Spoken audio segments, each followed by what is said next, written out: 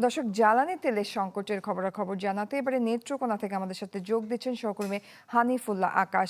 আকাশ, সারা দেশে জ্বালানি তেলের তীব্র সংকট, আপনার ওখানকার পরিস্থিতি জানাবেন আমাদের। জয়ী, সারা দেশের মতো কিন্তু নেত্রকোনায়ও যে 18টি পাম্প রয়েছে তেলের, সেইখানেও কিন্তু জ্বালানি সংকটের তীব্র আকার ধারণ করেছে। আমরা গত কয়েকদিন যাবৎ কিন্তু আসলে এইখানকার শহরের যে কয়েকটি পাম্প রয়েছে, কোথাও আসলে পেট্রোল অকটেনের পাওয়া যাচ্ছে না, যে কারণে আসলে সাধারণের যে দুর্ভোগ সেটা কিন্তু বেড়েই চলেছে। আমরা এই মুহূর্তে আছি মাজুমির ফিলিং স্টেশনে। আমরা জানবো যে আসলে গত কয়দিন যাবৎ আপনাদের পাম্পে পেট্রোল এবং অকটেল দেওয়া হচ্ছে না। অকটেন প্রায় এক সপ্তাহ মতন দেওয়া হচ্ছে না, আর এই যে ডিজেল আছে, আর ওই পেট্রোল হয়েছে 2 দিন যাবত দেওয়া হচ্ছে না। আগে যে পরিমাণ তেল পাইছিলাম সে পরিমাণ তেল আমরা এই 4 ঘন্টার মধ্যে শেষ হয়ে গেছে। মানে অধিক পরিমাণ সংরক্ষণ কারণে আমাদের এই দুর্দশা না হয়।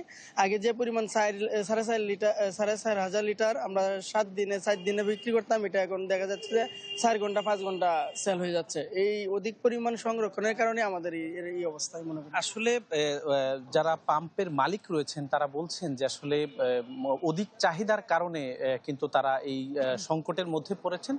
সঠিক মাত্রায় আয়োডিনযুক্ত ও বিশুদ্ধ লবণ নিশ্চিত করছি 1.5 যুগ ধরে ভালোবাসার নিড়ে। এসিআই পিওর সল্ট মেধা বিকাশে সাহায্য করে।